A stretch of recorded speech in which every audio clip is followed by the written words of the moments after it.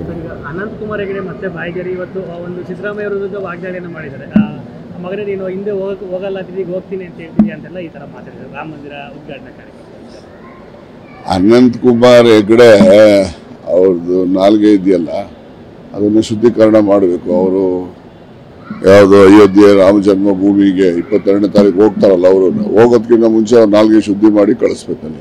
ಈಗ ನೋಡಿ, Anant Kumar Hegde is known for that from the beginning.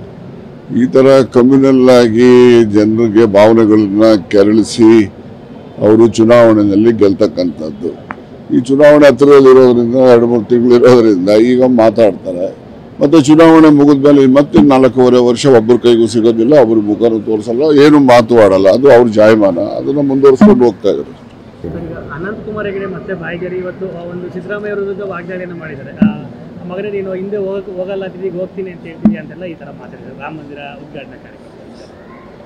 Ananth Kumar Hegde ಅವ್ರದ್ದು ನಾಲ್ಗೆ ಇದೆಯಲ್ಲ ಅದನ್ನು ಶುದ್ಧೀಕರಣ ಮಾಡಬೇಕು. ಅವರು ಯಾವುದೋ ಅಯೋಧ್ಯೆ ರಾಮ ಜನ್ಮಭೂಮಿಗೆ 22ನೇ ತಾರೀಕು ಹೋಗ್ತಾರಲ್ಲ, ಅವರು ಹೋಗೋದಕ್ಕಿಂತ ಮುಂಚೆ ಅವ್ರು ನಾಲ್ಗೆ ಶುದ್ಧಿ ಮಾಡಿ ಕಳಿಸ್ಬೇಕಲ್ಲಿ. ಈಗ ನೋಡಿ, Anant Kumar Hegde is known for that from the beginning.